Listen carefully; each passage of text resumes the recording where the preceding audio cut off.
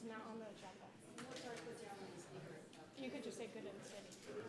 Good of the city? Yeah, I think it's,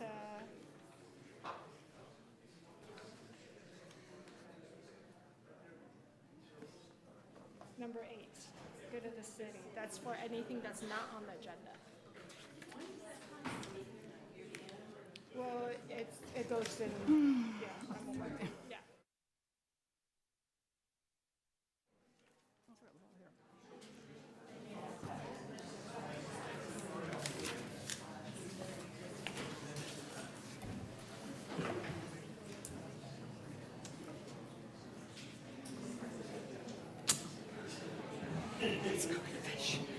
Stay over there.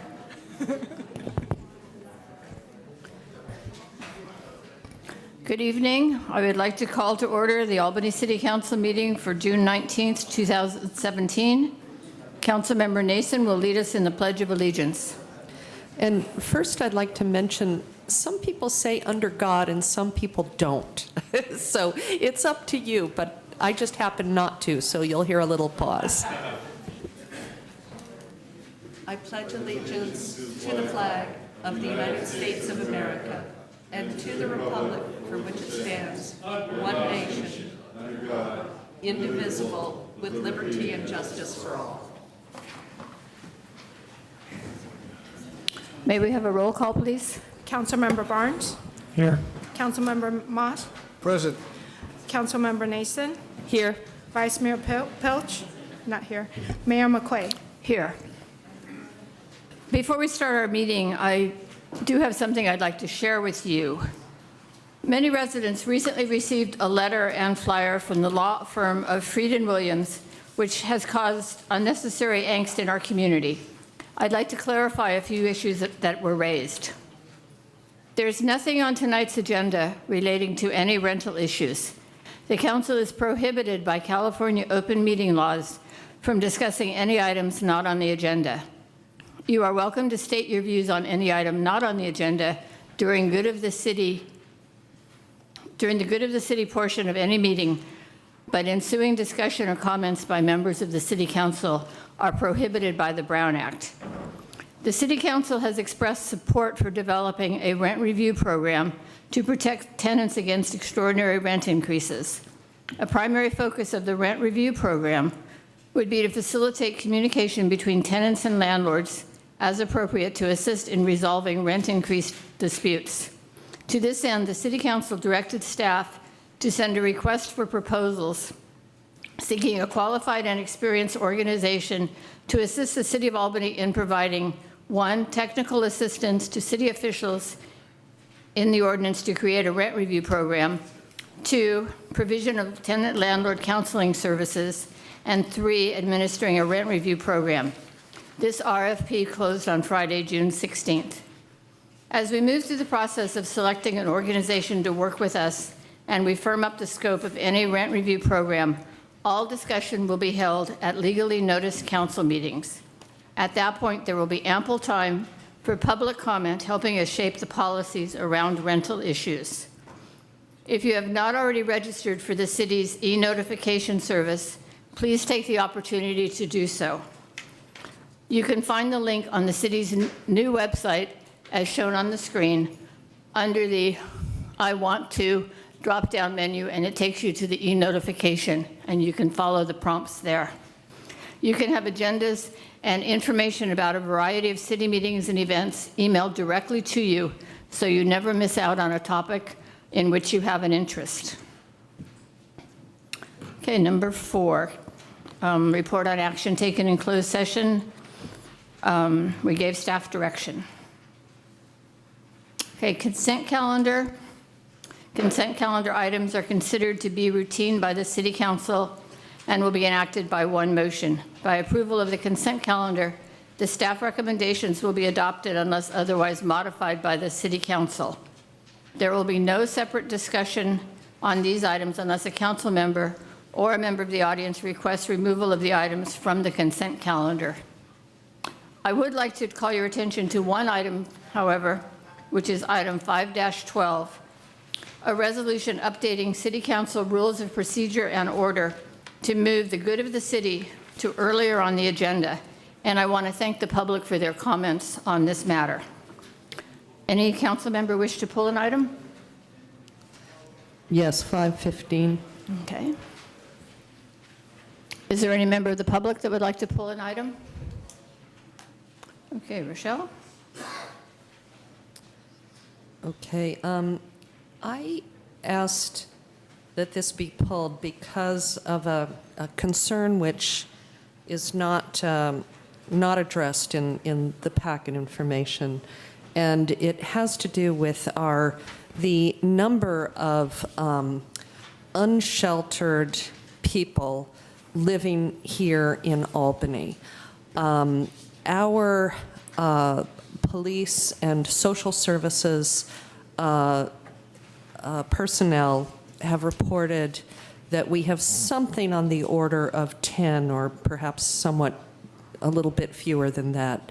However, the Everyone Home report, which did a point in time survey at the end of January, found 66 people, counted 66 homeless people living here. And I'm very concerned about the discrepancy where this is quite a lot of money for our town. We're talking about 280, of which 220,000 would come from the general fund, and we have an additional 60,000, I think, towards a resource center. We are devoting a good deal of money to caring for our unsheltered residents, including, of course, some people who are now living in housing, but we are helping to subsidize their rent because we formerly provided land for them to live on and no longer do so. And so I think it's very important. You know, every decision to spend money on something is a decision not to spend it on something else. And we have so many needs. I'd like to be sure that we have an understanding whether we have 6 people or 66 people before we commit to 2 years of significant funding. And I'm going to suggest that we think about perhaps doing a single year and continuing to work to resolving the factual problem that we have. Yes, that would be completely fine. We can do 1 year. I think it makes sense. Yeah, I would agree with that. I too wondered about the large number.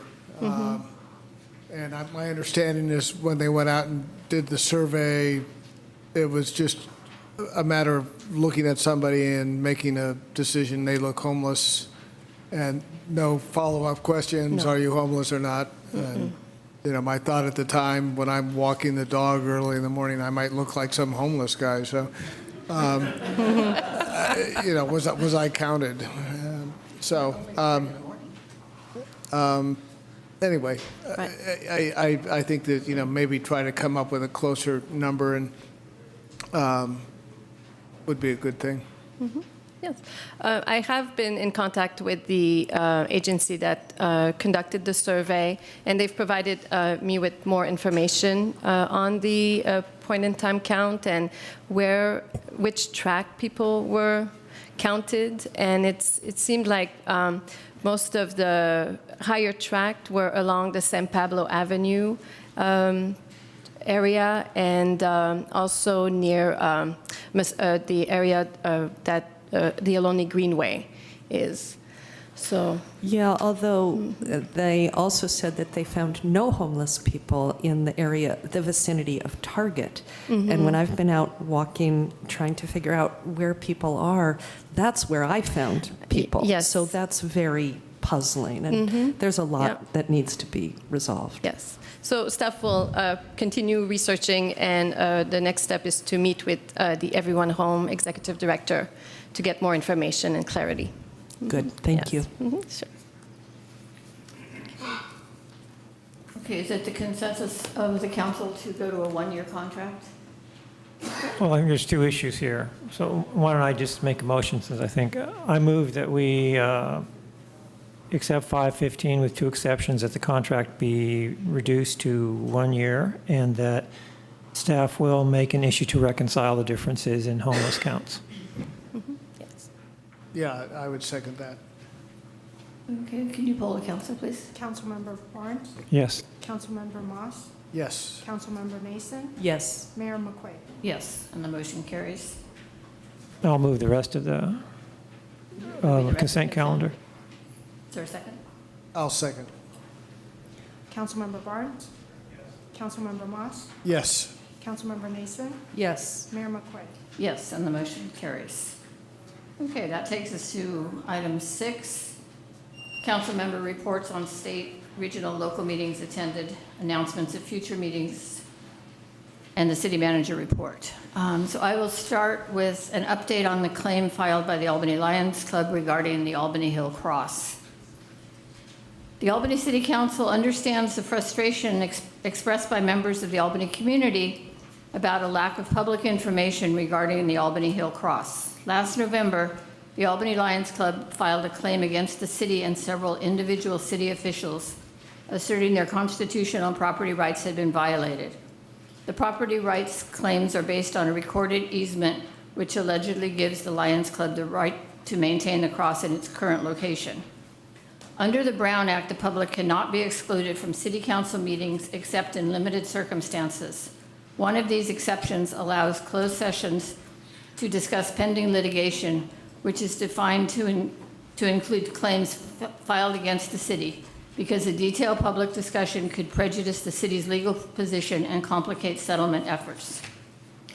The Albany City Council has continued to reach out to the Lions Club through their legal counsel to explore options which we hope will lead to a mutually acceptable solution that is sensitive to the needs of our diverse community and recognizes the contributions made by the Lions Club. We will persist in these efforts and appreciate the input received to date from the public. Further, we encourage you to continue respectfully sharing your concerns with the Lions Club as well as the City Council. So I will open this up to any public comment, but please do understand the council is limited in any response we are able to make. I have a speaker card. Okay. Brian?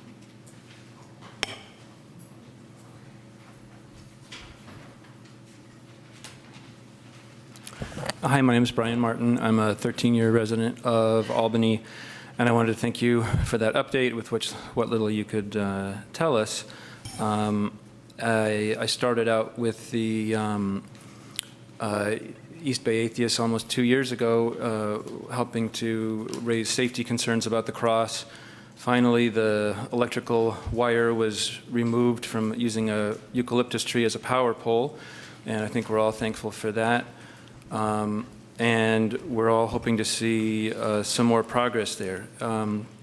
It's clear from county documents that to me certainly it's clear from county documents that the city owns the cross, that it was transferred to the city when the land was transferred to the city. And so I appreciate that you're including the Lions in this, but it's with their historic connection to it. But it's not clear to me that the Lions need to be considered in this, but I'm glad you are including them. At least you have been. But at some point, something may need to change there. And now there's a broader movement. The Berkeley Lions. My understanding is that they've been getting involved. And I was wondering if it's true that I heard there were, I believe it was 4 Christian pastors who either lead congregations in Albany or live in Albany and lead congregations elsewhere, spoke out before the closed session at the last city council meeting requesting that the cross be removed from public land. Is that correct? I'm not sure it was 4, but there were faith leaders that came and spoke to us. It was 4, according to my notes. Okay. Oh, so someone that was there says there were 4. Okay. I didn't know if it was 4 or 5, whatever. Okay, thank you. Thank you. Any other comments? Good evening. I'm Jeffrey Bartlett. I have been an Albany resident for almost 15 years. I strongly believe that the cross should be removed from Albany Hill. There should be no religious symbol on public land. The cross represents a time when one religion was able to assert dominance over all citizens. That time is long gone. I know from speaking to other residents that a variety of other people, Christians and non-Christians alike, object to the continuing presence of this divisive monument. I also object to the combative attitude of the Albany Lions Club. I am familiar with the mission and behaviors of Lions Club, having belonged to another local club for more than 10 years. In today's society, this is inescapably a political issue, and Lions Clubs, by their charters, promise to be apolitical. More importantly, Lions are service clubs dedicated to supporting their local communities and being good neighbors. By the action of threatening to sue their own city and refusing to listen to the opinions and consider the feelings of their fellow citizens, the Albany Lions are in violation of their very reason for being. In my opinion, this is the opposite of what a Lions Club should do.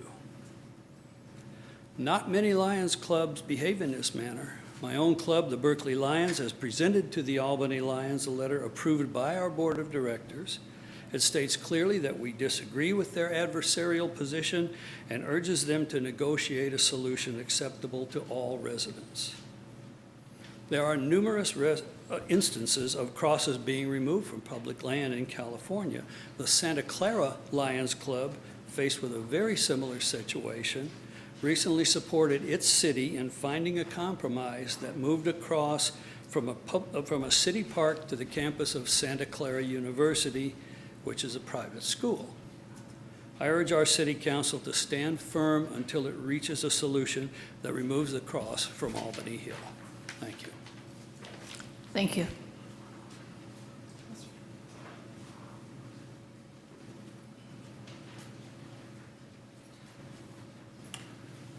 Good evening. I agree with what the previous speakers said, but I just want to say this. The cross is the property of the city of Berkeley. Can anyone in the city of Albany? I'm sorry. You were talking about Berkeley. I had Berkeley out of my mind. Property of the city of Albany. Well, you can give it to Berkeley if you want. In fact, that may solve the problem. But no, it's the property of the city of Albany. A look at the grant deeds shows that the land was granted first from Siebert to, from Call to Siebert, from Siebert to Berkeley. Yes, there's an easement for access. There's not an easement to property. There's not an easement to build. There's not an easement to occupy. Nothing of that sort. The cross, the cross is the property of the city. You buy a piece of land, the house on it is yours. The deed shows the land, describes the boundaries of a piece of land, and the stuff that's on that land is yours, unless there's something else somewhere else that says it is. Is there anything anywhere that says that cross belongs to the Lions Club? And if there isn't, then why are you trying to negotiate with them? Tell them that's our cross, we're taking it down, goodbye. I mean, it's really, this has been going on now for 2 years. They are clearly intransigent, and it's time for the city to be intransigent and stand up for the citizens of Albany, the residents of Albany, who have been asking for this thing to go down. Do it now. Thank you. Are there any other speakers on this particular topic?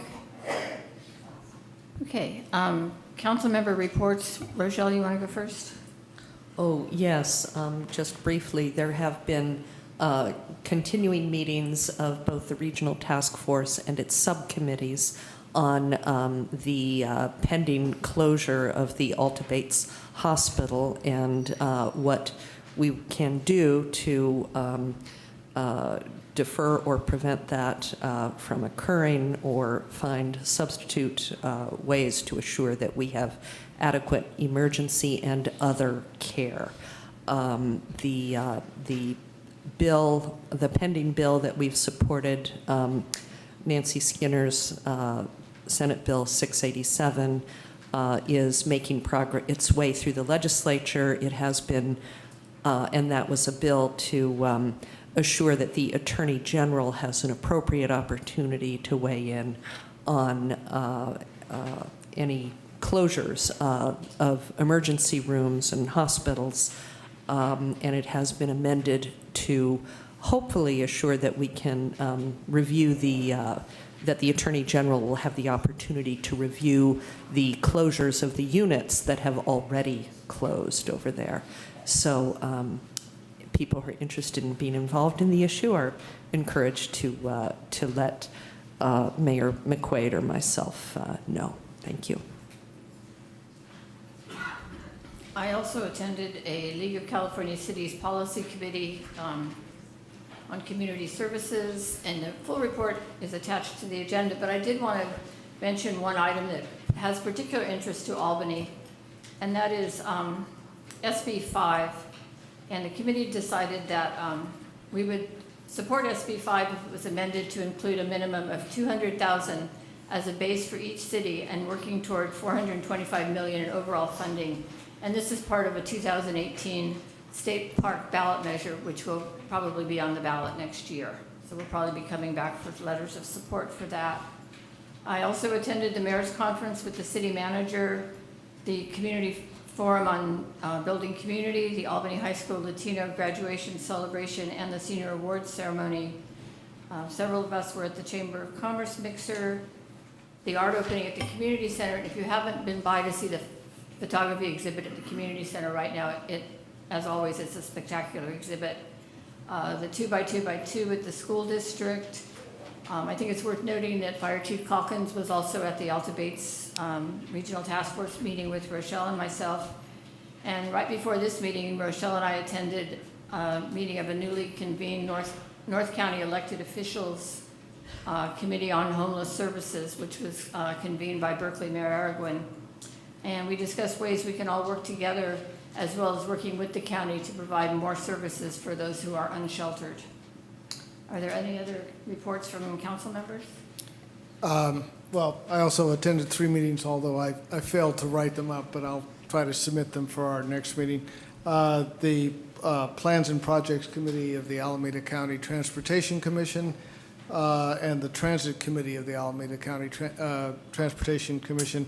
The agenda on both were primarily staff presentations on ongoing projects and nothing particularly new. I think there was one item where we were giving the executive director the ability to finish up the 580 toll road project.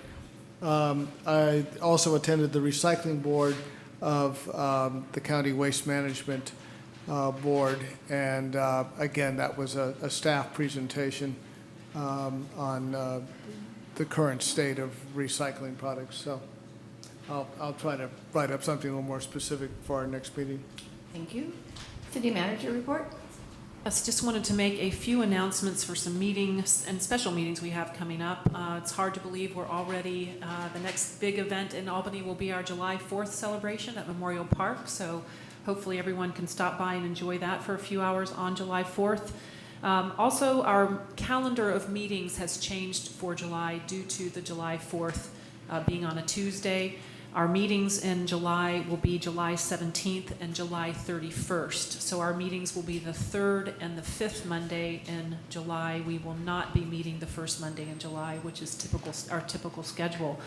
Both of those meetings in July, beforehand, we will have community meetings.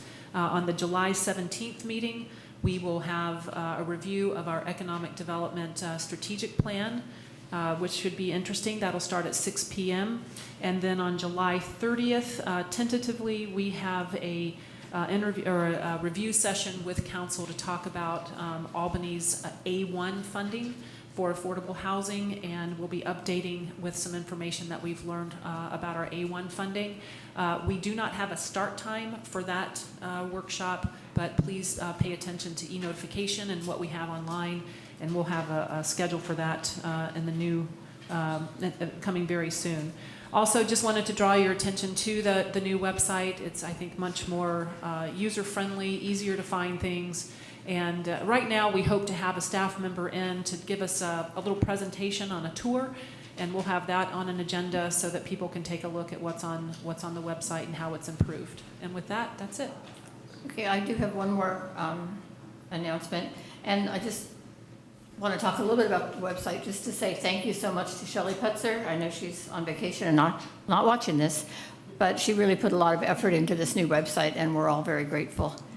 July 11th, which is a Tuesday at 11:30, there will be a dedication of the public art at Belmont Village. If you haven't seen it yet, take a drive by and look at it. It's a very spectacular sculpture, and I hope you'll all like it. Okay. That takes us to our presentation. We're fortunate tonight to have Director Andy Katz, who represents Albany on the East Bay Mud Board, going to talk to us a little bit about the fee increase and any other questions you may have.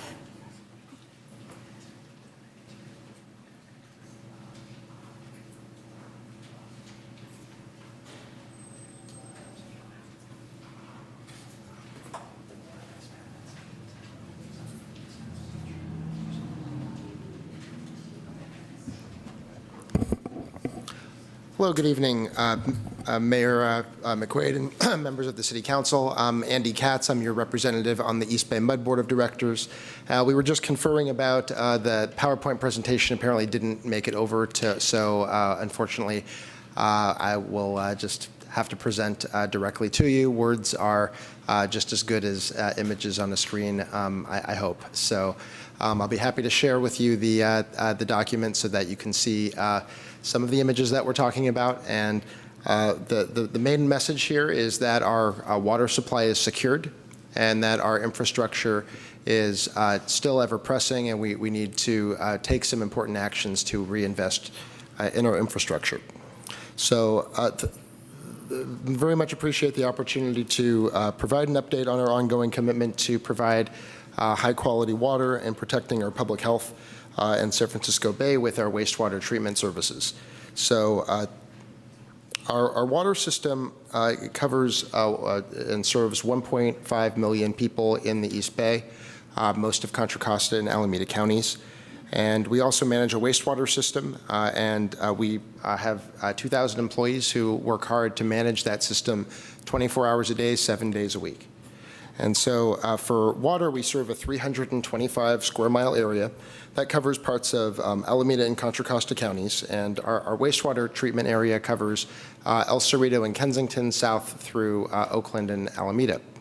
So 90% of our water begins as snowmelt in the Sierra Nevadas, where Alpine County is where it sits as snow. You've heard of alpine spring water. Literally, that's what we drink. Not out of the bottle, but out of the tap. And so the river where our water comes from is the McCullamy River, which sits between Amador County to the north and Calaveras County to the south. And so that's stored at Pardee Reservoir before traveling 90 miles in aqueducts to the bay. So I'd love to share the image with you, because what you can see is how the aqueducts cross all the way from Amador and Calaveras counties through the Delta, in fact, and cross over many of the sensitive islands within the Delta before they come over to our system in the East Bay. So our raw water system has a lot of infrastructure pieces. We've got 5 local reservoirs, 6 treatment plants, 4,200 miles of pipe, and various pressure zones, small reservoirs, pumping plants, and regulators. So we have a lot of infrastructure that we need to keep in good shape, and that's part of what's pushing on our infrastructure demands and making sure that we're keeping the system strong and in a state of good repair. So moving over to water supply issues. So our water supply as of just this Monday is in very good shape. We've had an exciting last 5 years, because 4 years before this we had the worst drought in our community's history since we've been populated with people. Was the worst drought that we've ever seen. And so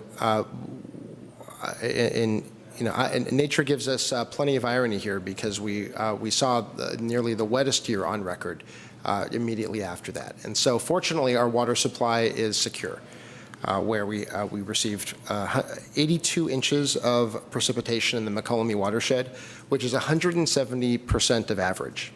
So it's a big difference. That leaves us with a total system storage being 90% full, and our East Ray reservoirs are about 87% full. So we're in good shape in terms of water supply for now and the foreseeable future. And our drought planning is meant to make sure that we have a drought planning sequence that extends beyond 3 years. We always want to make sure that we plan for the future, and that before we and that's why you see us calling for rationing maybe after a very severe year or 2 very, very dry years. We tend to be more conservative in terms of when we ask our customers to step up and conserve, because that drought, during those 4 years, we didn't know what the next year was going to bring. But of course, this year, as soon as we saw that our water supply was secure, we took immediate action and called off the drought restrictions, called off of the drought water rates that we had in effect. So we took immediate action to make sure that we were able to pull back our drought actions once we knew that we were going to have secure water supply. And then we're also, so that brings us back to basics. That brings us back to a place where we're going to focus on infrastructure, focus on the cost-effective investments for our future. Because many of the pipelines in our system were built as much as 50 to 80 years ago, and they're in critical need of replacement. So we have a responsibility to invest in our water infrastructure in order to deliver that quality water, rain or shine, years into the future. And the cornerstone of that infrastructure is that 4,200 miles of pipe. It's enough to go all the way to Chicago, back. No, I think it's all the way to New York, back, and then to Chicago. So it's quite a lot of pipe, and that covers virtually every block of our community in our service area. We have a historic annual leak rate that's less than 20 breaks per 100 miles a year. That's the industry standard. We benchmark against this national industry standard, and but we want to do better than that. And we also want to make sure that as our system really gets old, that we're ahead of that problem. Because those main breaks do more than just a little bit of neighborhood nuisance. They get into the soil, they can cause landslides, and we want to make sure that we're not disrupting communities. That costs the city when we have an unplanned main break where we need to repair that infrastructure. Actually, frankly, it doesn't cost the city, it costs EBMUD because we have to repair it. But it costs our ratepayers money when we have an unplanned main break like that. So we want to get ahead of that problem and make sure that we're investing in preventive maintenance. So what we are doing right now is we've been replacing pipeline at a rate at about 10 miles per year. We want to get that up to 40 miles per year. And we think that that's a level that sets us on a schedule at about 100-year replacement schedule for the whole system. And frankly, even that is not enough. That is enough to keep us treading at a steady pace and to make sure that we're in decent shape. But before, it's quite remarkable that boards decades ago had not been investing enough. But now we're starting to see the signs of an aging system, and we want to make sure that we're getting ahead of it before it becomes a big problem. So right now we have 9 pipeline crews in the district, and their job is to repair and replace those pipelines. Just bringing on another crew takes a lot to ensure that they're trained and that they understand the ropes of what it means to work at EBMUD and the ins and outs of our specific pipe to make sure that the work is done well with good quality. So we can't just go from 10 to 40 overnight. Hiring the staff and training the staff takes a lot to build up to. So that's our goal for pipeline rebuild. That's what we're calling the program and what we expect to deliver in the future. We've done some innovative things to share, and on the slideshow we have a picture of our helipipe project. We've discovered a few different opportunities where it's actually been cheaper to transport certain pipelines by helicopter rather than conventional ways, just because of certain windy hills in certain places.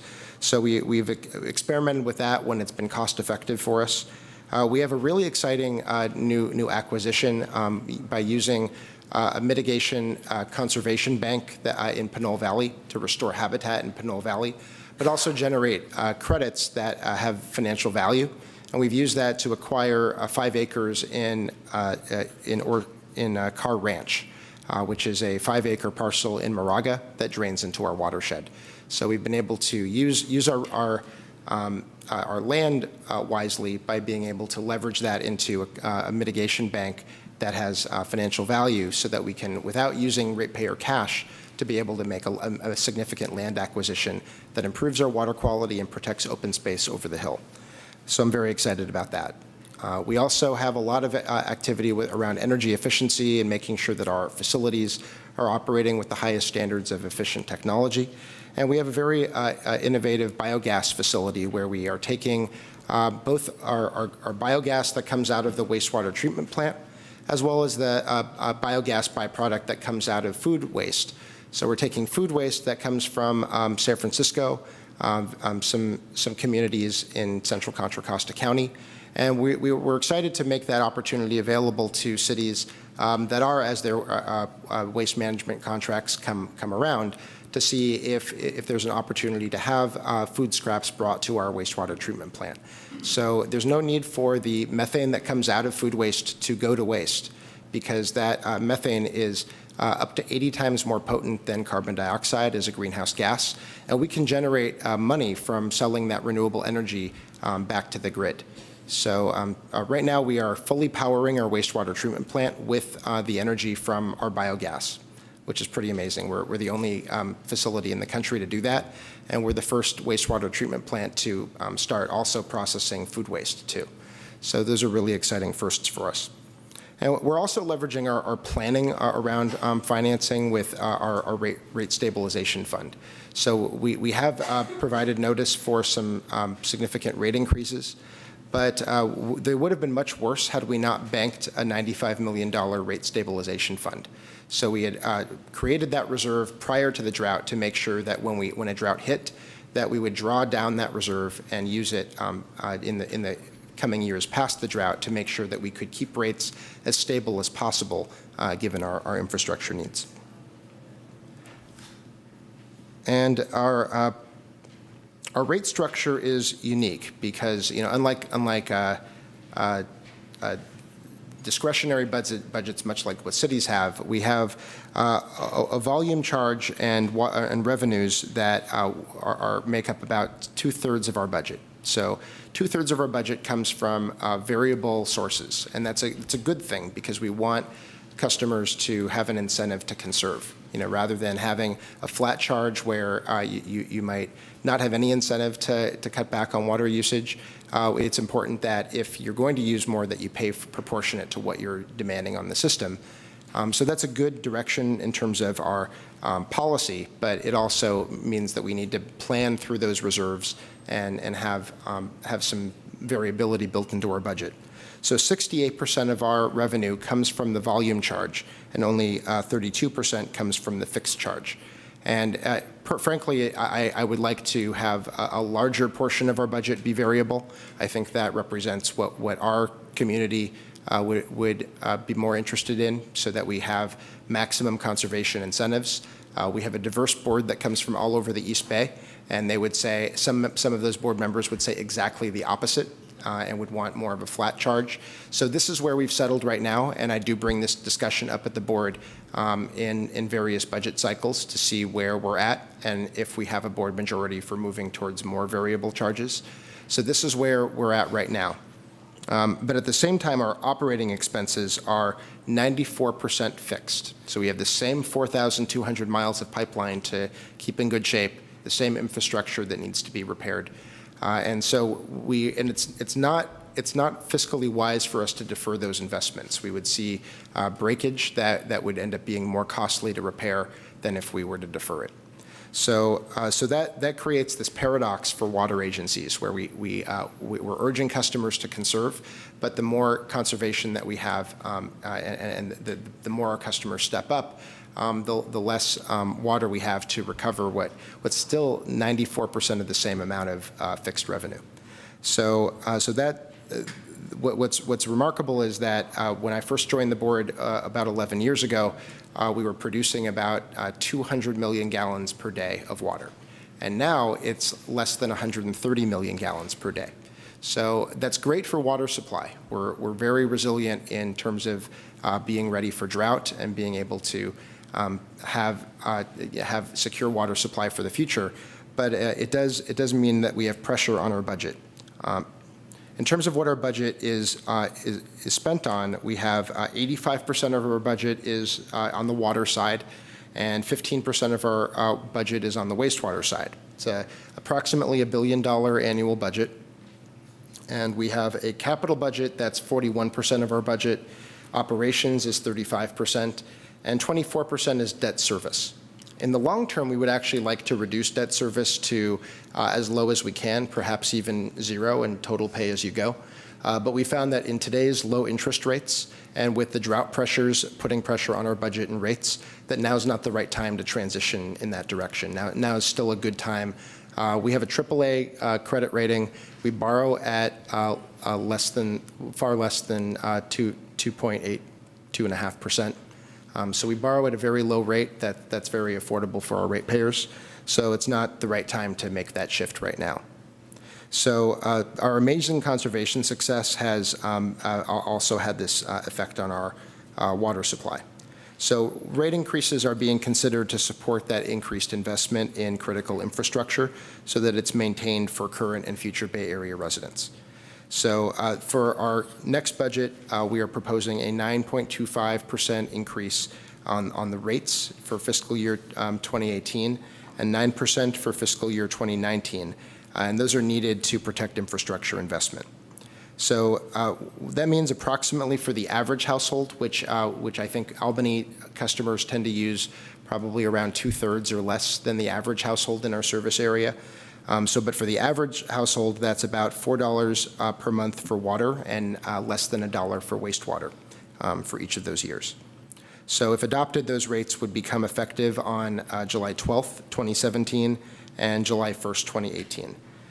So the public has the opportunity to be involved in the rate setting process by either communicating with me directly. My email is andy.katz@ebmud.com, or we have a public hearing that's going to happen at our board meeting on July 11th at 1:15 in our main headquarters in downtown Oakland. And so we do invite people to participate in that process and to learn more about what's happening. So on the slideshow that I'd love to provide, we have some specific examples of major capital improvement investments. Those include about $500 million in pipeline rehabilitation, $188 million in pressure zone improvements, $167 million in water treatment plants, $128 million in water supply and recycling investments, $120 million in transmission facilities, $110 million in distribution reservoirs, and $100 million in raw water aqueducts. So those are what we're investing in. Those are the specific types of projects that make up our capital budget. In terms of how our budget compares to other comparison agencies, we're still well below the median agency. So we have comparison agencies around the Bay Area, and we're below the median even after these rate increases. I've also asked to examine the difference between increasing our water rates and what's really happening with water bills.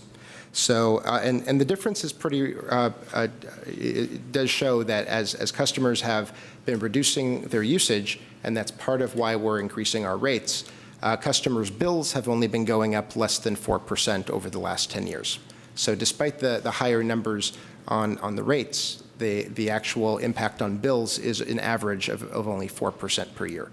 And so that means that if a customer were still using the 12 units, that is the system-wide average, that's probably 3 times what the typical Albany resident uses, then that 12 units in fiscal year 17 would amount to $64 on the water side.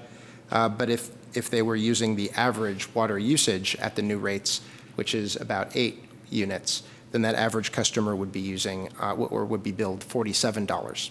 So the rates versus bills are different terms. And so I'm proud to say that our customers are, particularly in areas that have had big improvements in conservation, are still paying at a reasonable rate in terms of total bill impact. Those are the, I also want to share that we have a important customer assistance program because we know that as rates are going up and bills do increase, that we want to make sure that our program that serves customers who are low income have access to these programs. So for customers who qualify for PG&E's CARE program, which is approximately double the federal poverty line, that's available to customers. They only have to call our 800 number, which is 866-40-EBMUD. So people can call that number, and we pick up the phone very fast, typically less than a minute, and people can ask for a customer assistance program application. And if they already are a customer of record of PG&E and qualify for PG&E's CARE program, that certification of qualification for PG&E's CARE program will be accepted by our program. It's the same qualification rate. And so we're happy to provide that opportunity to customers. It provides a 50% discount off of the water rates and a 35% discount off of the wastewater rates.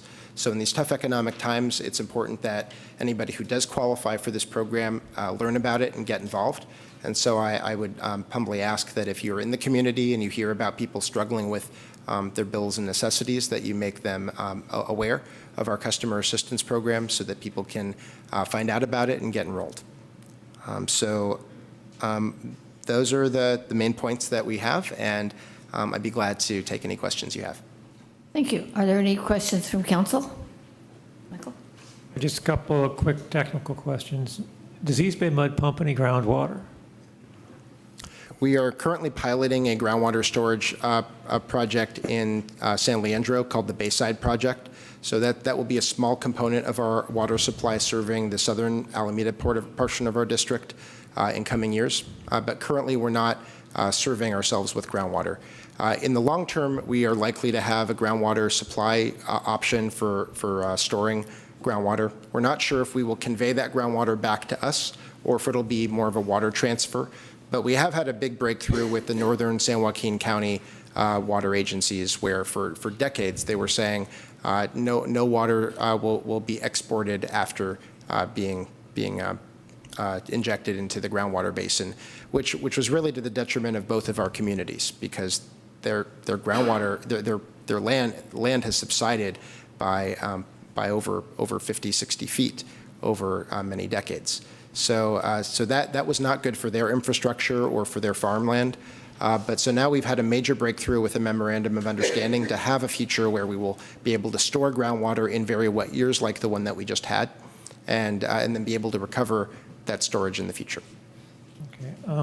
Quick local question. There was a reservoir up at the top of Spruce Street in Kensington. It's not there anymore. Do you know what's going to happen to that land? Yes, so that Summit Reservoir, it still will be a reservoir. So we've demolished the dam that used to be there. The old water company that preceded East Bay Mud prior to 1923 built this very large structure that was literally a dam. And even though it's just one city block, it was built as a dam and a reservoir with that type of delivery service right on the middle of our Hayward Fault.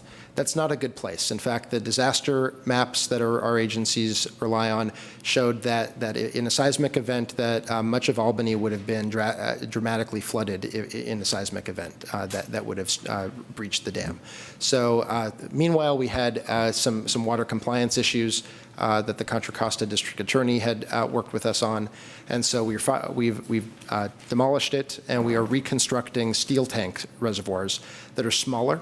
And small is good actually in terms of keeping water quality up and fresh. We want to be able to keep water stable. We want to avoid water being too stable so that we avoid disinfection byproducts from sticking in the water. So having two small steel tanks will replace that. Right now we don't have any intention of having surplus land on that parcel right now. We've carved out some land to have a walking path, so that's a benefit to the people in North Berkeley and Kensington. And your biogas-powered waste treatment plant, where is that? That's at the maze. So right at the, you can reference it by either thinking of the bike path that goes to the bridge or right at the MacArthur Maze. You can see that right at the edge of the bay. And there's a logo that says EBMUD Energy on it. Okay. And yeah. we do offer tours. They're a little smelly, but I do encourage you to check it out if you're I interested. think I detected that plant with my nose first. Finally, and this is a big question, I hope, for you folks. We know with climate change that we're going to get less snow and more rain, and we're going to get more snow melt early in the spring and the summer. We might be having a big snow melt event right now. We'll see. So that strikes me that if you no longer have snow as your effective reservoir up in the mountains because of climate change, even if you're getting the same amount of water, you got to store it someplace or it just runs to the ocean. So are there plans going forward to increase reservoir capacity in California? So there are many reservoir proposals that affect the variety of water agencies and the State Department of Water Resources in California. East Bay MUD, we take responsibility for serving our customers, and we have a water supply management plan that goes out to the year 2040, and we periodically update that plan. We'll likely redo that plan for the year 2050 within a few years. And so we look out to the future to make sure that we have a secure water supply that will ensure reliable water for our customers. And so that's where we identified opportunities to acquire water rights that are up the Sacramento River. So we've worked to identify farms in Placer County where during dry years that those farmers will follow their rice farms and sell us their water rights in only those dry years. So we have those agreements that are now in place. That's one example of what we've been doing. We're constructing a lot more recycled water projects to make sure that we can avoid large uses like the refinery sector from using potable water. There's really no reason to be using potable water on refinery uses when we can substitute recycled water. So we've been working with those businesses on transitioning from raw water to using recycled water, and looking at opportunities like the golf course in El Cerrito, looking at various other major opportunities for recycled water. And we do have an East Bay Shore project that goes up the 80 corridor, and we're working to make sure that that water quality is appropriate to deploy into buildings before we start using that source of water. So that's one example. Groundwater is a big part of our future to make sure that we find safe places to store groundwater. Fortunately, the northern San Joaquin Valley has a lot of groundwater basins that are not polluted, that will be viable sources of water storage. I'm very concerned for parts of the Central Valley that have been contaminated by rocket fuel, that have been contaminated by fracking wastewater. It's very, very troubling to see what's happened with much of the groundwater in the southern Central Valley, but we are big stewards of our watershed, and we want to make sure that we have a solution to water conservation that looks at all solutions, but also has respect for the environment. We did consider having an expanded Pardee Reservoir, but it would have flooded about 6 miles of the McCollum River. And the McCollum River is a very special reservoir. It has a lot of natural and scenic beauty. And it just didn't make sense for our relationship with the communities in the foothills, Native Americans who have important cultural heritage and resources in the area that would have been flooded, and some of the endangered species that are in that corridor. So fortunately, we've been able to find better ways of acquiring water supply that can be reliable for the future without having to sacrifice that resource for future generations. But that we have identified a smaller reservoir expansion that's further up the river at Lower Bear. So we're continuing to explore all of these options as we go forward. We need to keep moving a little bit more quickly. So do you have a quick question? Quick question. You have a defined benefit pension plan, the district? That's correct, yes. Is it fully funded, and do you have any impacts from the change in the discount rate or anticipated changes in the future? So we do have a defined benefit contribution plan, and what is unique about our particular plan is that we do have defined we have fixed contributions around healthcare. So we've negotiated with our bargaining units to have a specific amount for a health insurance benefit. So that's one aspect that's helped us balance our costs. We also, we're not fully funded, but we're at approximately 70% funded. And we have been gradually reducing our discount rate to meet realistic needs. So we want to make sure that we're, prior to the Great Recession, like many agencies and CalPERS, we were rating our expected returns in the upper 8%. So we've been gradually reducing those on approximately a quarterly or semi-annual basis, and we are going down to, I believe it's either 7 or 7.25%. And we do expect to be going on a downward trend to make sure that we're reflecting what's really happening in the market, so that we're being honest about our future returns. So we can be comfortable that we're not going to get hit with major ask in the future for not on that basis. To make up for pension. That's correct. Unfunded pension liabilities. Right. We're on good track to have a fiscally responsible budget, and that's why I'm proud of our AAA plus credit rating. We have very good relationships with our bond underwriters, and that saves our ratepayers money when we're able to borrow at such affordable rates. Thank you. Are there any questions from the public? Please come up and ask them at the podium, please.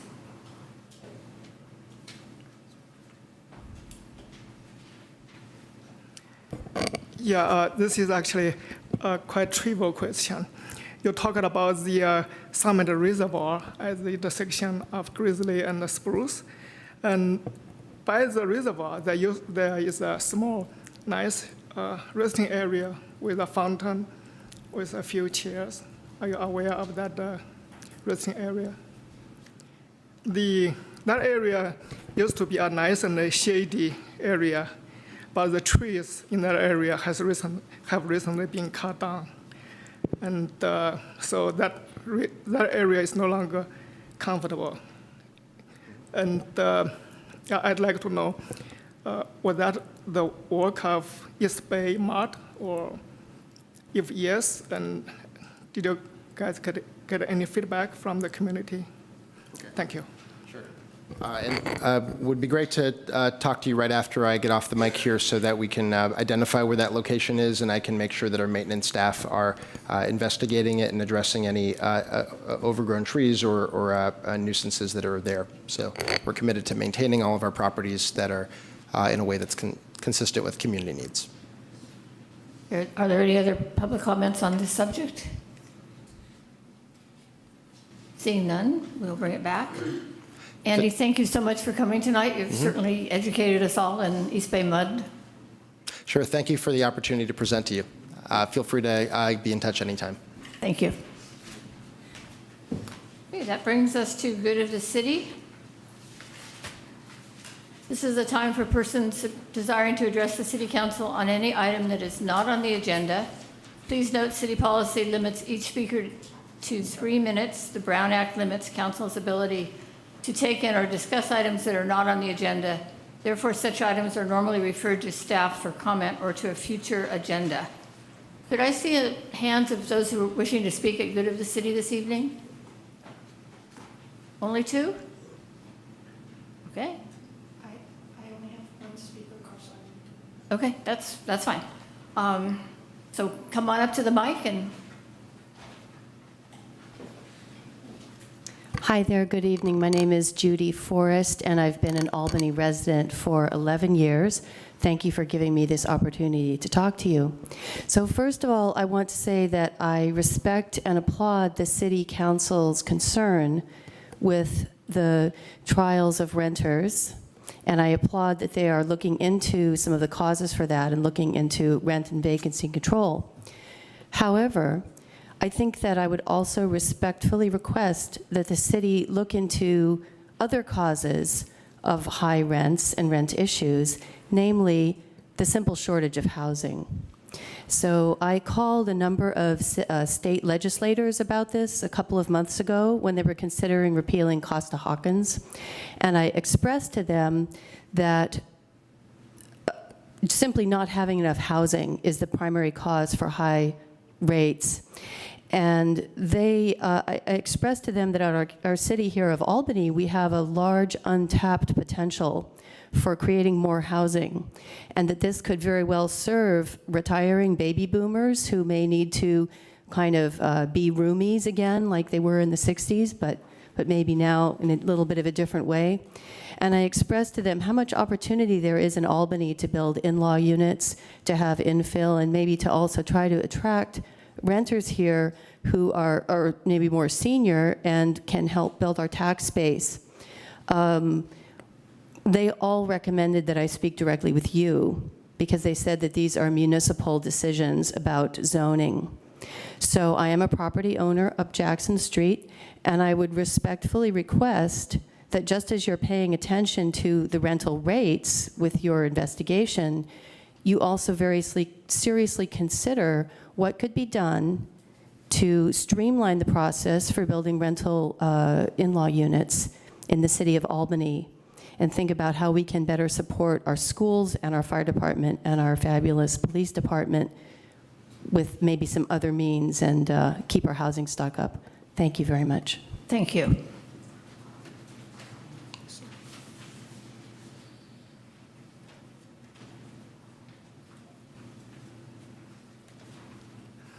Hello again. My name is Xin Sun. I have been an Albany resident for almost 10 years. I'm here because I received this flyer about the renter control in my mailbox. And sorry, I didn't see this proposal being brought up in today's meeting. So I'd like to know when will this proposal be discussed. Also, I'm not comfortable at sleeping in public. You're doing great. Yeah. I've read some allegations that the SEGC dropped off flyers to all renters in Albany, but they gave no notice to Albany property owners. And I do not know if this allegation is true or not. And if it is true, it is very troubling to me because I own a house in Albany. Thank you. Thank you. Any other speakers? I will say that the RFP for the rent review, the proposal for the rent review board closed last Friday, and so we're not ready to even have it come to us yet. But like I pointed out before, you want to be sure you get on the website to the e-notifier and sign up for any city council agendas or social and economic justice agendas. They'll be emailed to you, and then you'll know when any issue that is important to you comes on the agenda. Okay. Anyone else? Okay, seeing no one. We will go to the public hearing.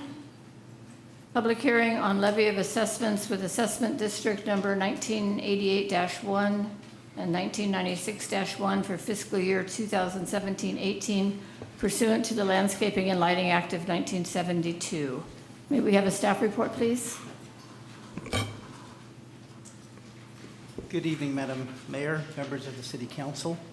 My name is Dave Glasser. I'm the Director of Finance and Administrative Services, and I will present the brief presentation tonight about these two assessment districts, along with my colleagues from Public Works and Community Development.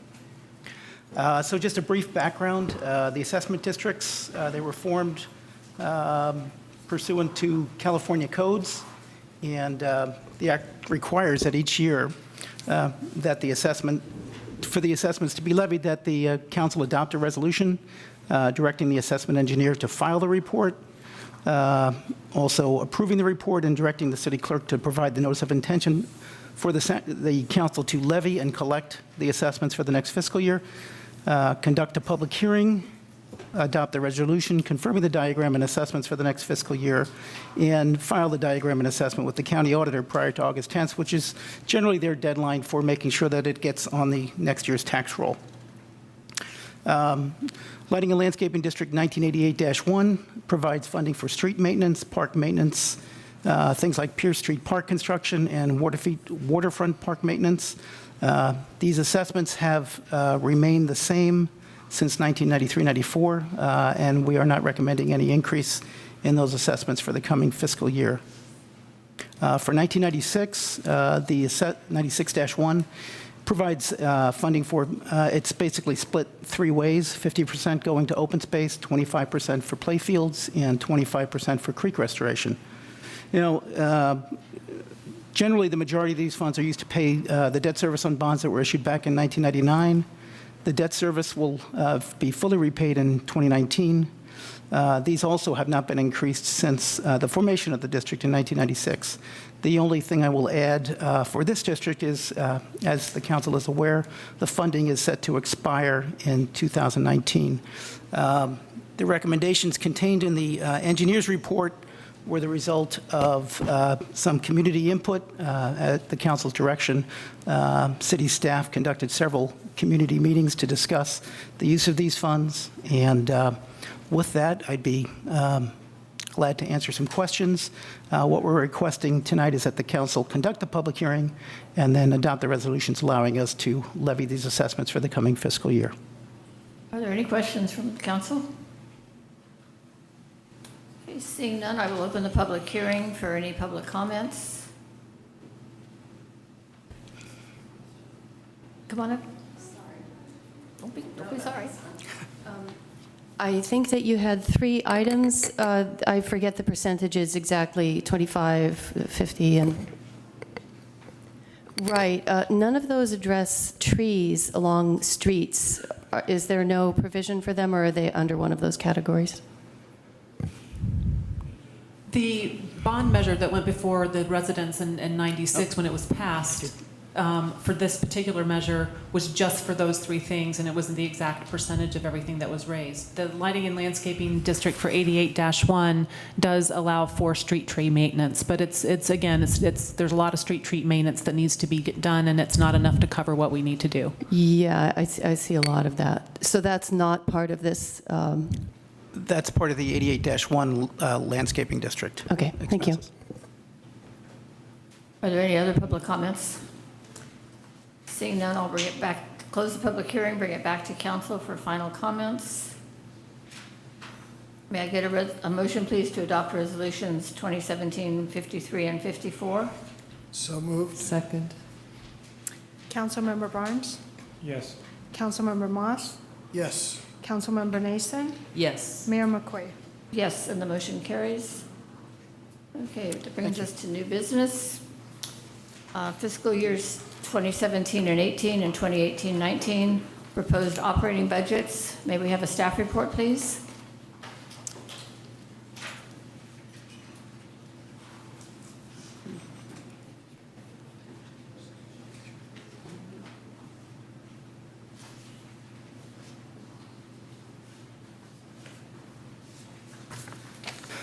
Good evening again, Madam Mayor and members of the City Council. I'm pleased to present the operating budget for the next 2 fiscal years, 2017-18 and 2018-19.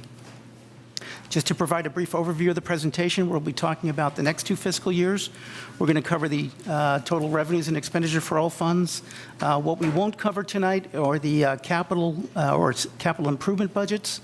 Those will be brought back to council sometime later this year in a separate presentation. So looking at this year's requests for the next 2 fiscal years,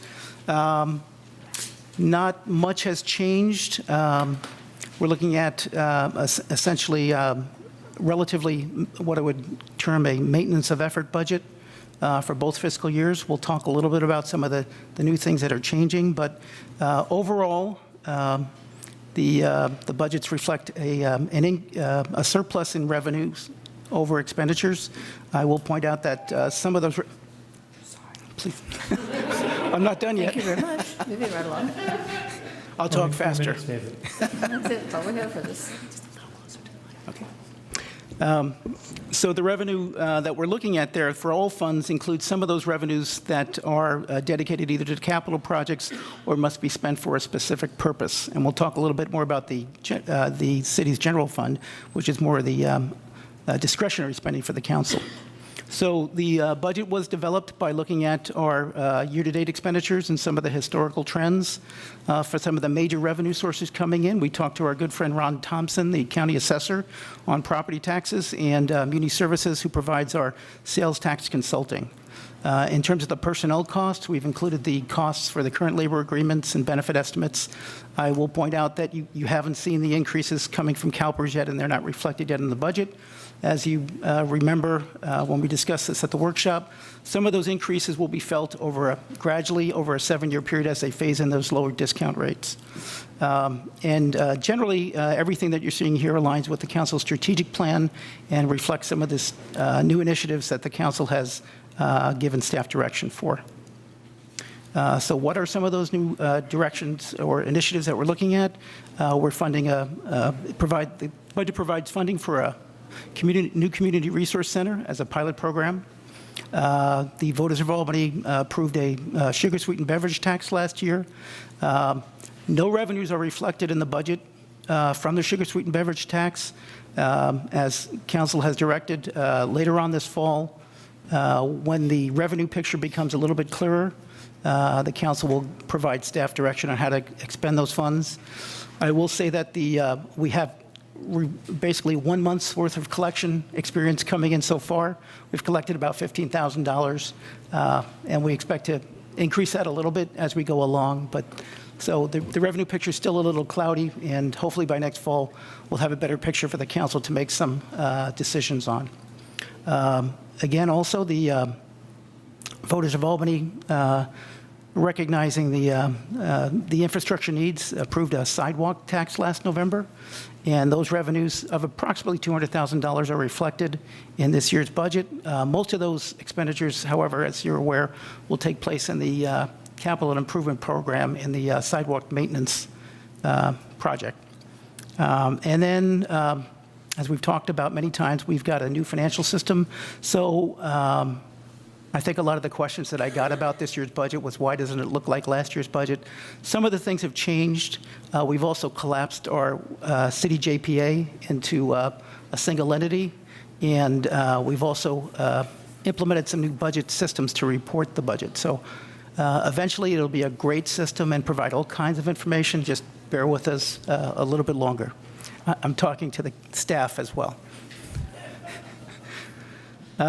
So spending by programs is fairly consistent from last year to this year in terms of where the money is being spent for all programs. As a city, we probably spend a little bit less than most cities for public safety. Most cities are a little bit higher, and same thing for the 63% that we're spending for salaries and benefits.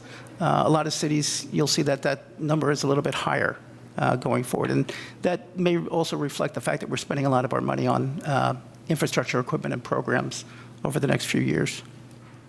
In terms of the program expenditures, again, fairly steady and consistent, no real increases or decreases from one year to the next, from 17, 18, 18, 19.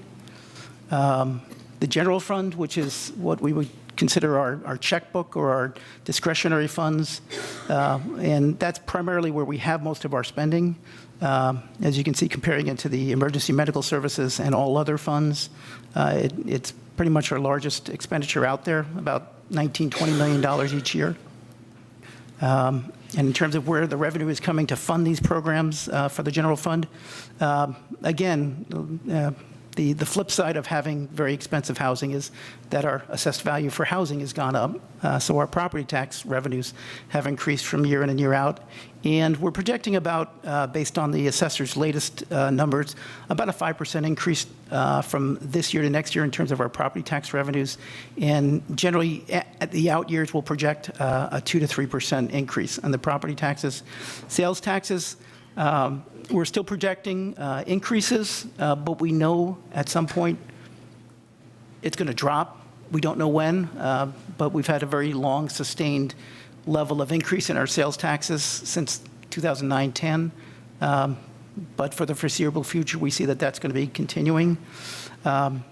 Service charges really reflect those fees that we charge for anything from tennis lessons to facility rentals, things like that. And then all other general funds are kind of looped into there. But again, from year in to year out, $19 million is what we're looking at for our general fund. No significant increases there. In terms of the expenditures, no surprise, it's still fairly consistent. 52% of our money is being spent for public safety, police, and fire. In some of the budget, in some of the budget numbers, in the budget document itself, you'll see that some of the numbers are increasing, and then again, part of that is the JPA going away over this past year. So those numbers are not as comparable from last year to this year going forward, but going forward from this point forward, they should provide some good trend numbers after that. So the operating budget achieves a balanced budget for both years. We're still able to contribute some of those, albeit small amounts, for equipment replacement reserves. We are funding some additional infrastructure, and we have, at the council's direction, included funding for some of those new initiatives for human services, sidewalk repair, and those health programs eventually as we get that revenue coming in. I want to thank all my colleagues for helping me balance this budget. Wouldn't be possible without you. I also want to pay special thanks to Winter Sang, who spent a long time in putting this budget document together and really reinventing the budget system. Would point out that we also have the GAN appropriation limit that we're required to include for adoption. And with that, I'm recommending that the council adopt the resolution approving the two-year budget. And at this point, I'd be glad to answer any questions as well as my colleagues sitting in the audience. Are there any questions from council? I have one. Did I hear you right? We have 1 month of soda tax? The soda tax took effect on April 1st. The payment was due no later than May 20th. So we have 1 month's worth of collection. And that was approximately 50,000? 15. Oh, 15. Sorry. Okay. I was like, whoa. 15 sounds closer to what I was expecting. So, well, thank you for that clarification. So, obviously, they're not finished over here at the UC development, but is there any, when might some of that retail kick in? Might we see bumps? You're saying that in the long run, sales tax isn't going to keep going up, but we're all of a sudden going to have some new sources. We will, and I will say that the folks over at Muni Services has included some conservative projections for the sales tax revenues.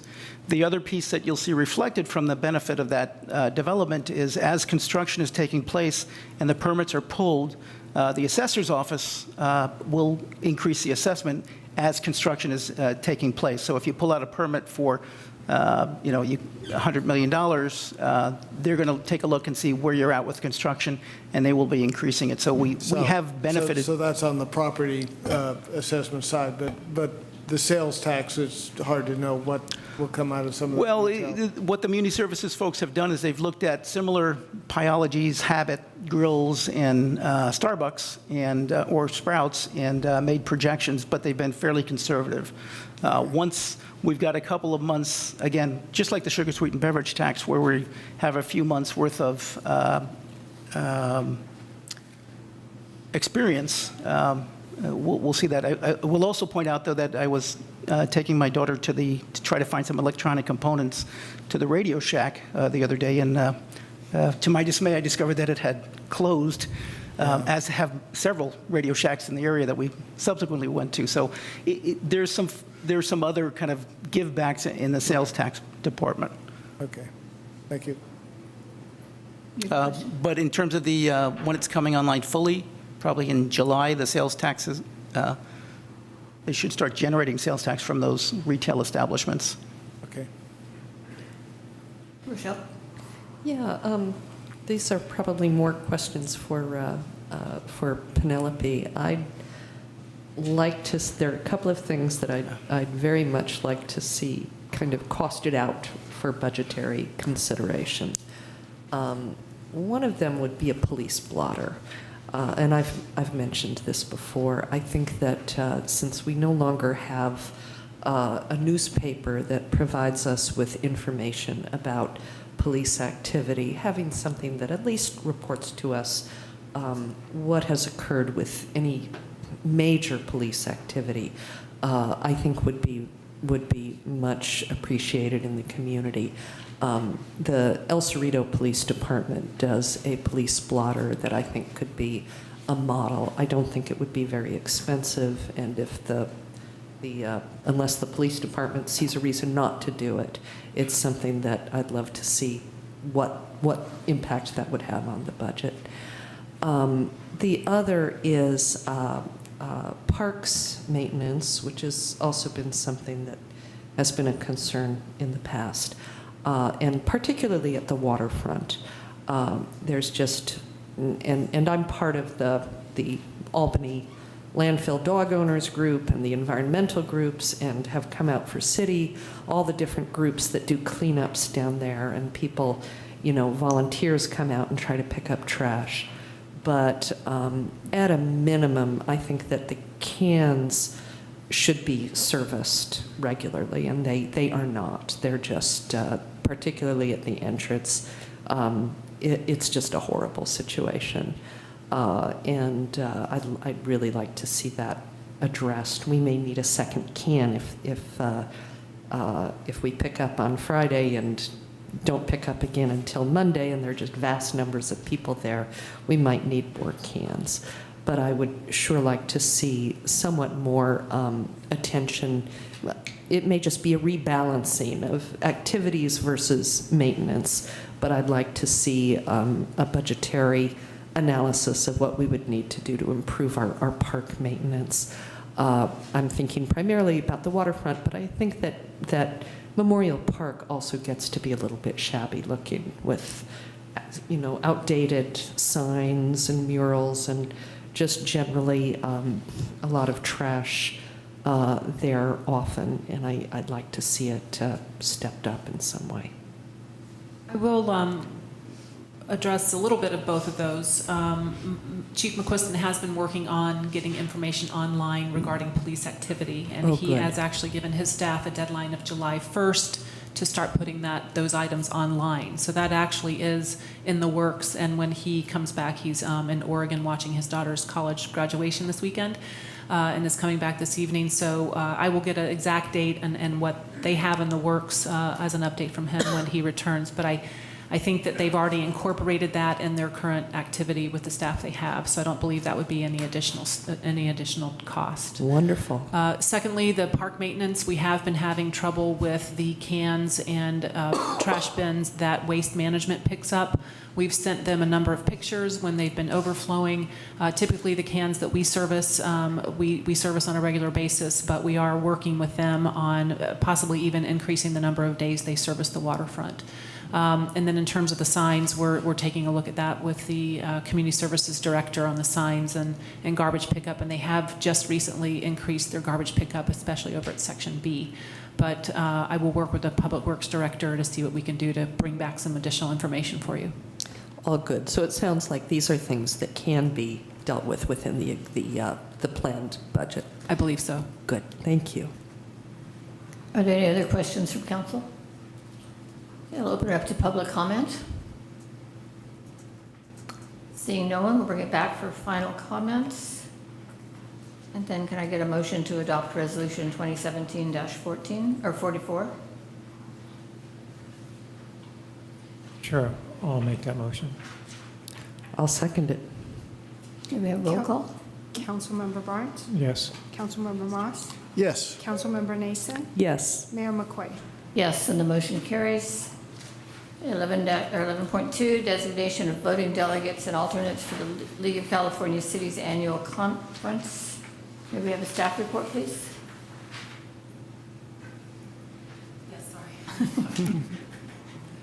Each year, we need to go through this drill so that when council members attend the meeting in September, we have someone that can place their votes. So if you've given any thought as to who you would like to do it this year, we'll make sure that happens. I'm our delegate, and I plan to attend the conference, so I'd like to be the voting member, and I'd like to nominate Vice Mayor Pilch, especially since he's not here, as the alternate. The conference in September is in Sacramento, and he does often attend, so I think he'd be happy to do this, and I'm sure we can change it if we need to. Sounds like two excellent choices, so. Is there any council discussion? Any public comment? Can we get a motion, please? So moved. I'll second. Councilmember Barnes? Yes. Councilmember Moss? Yes. Councilmember Nason? Yes. Mayor McQuay? Yes, and the motion carries. The last item, other business, announcements of events, future agenda items. The only thing to remind you yet again is Monday, July 17th is the next council meeting due to the July 4th holiday. Any others? Okay, with that, we are adjourned.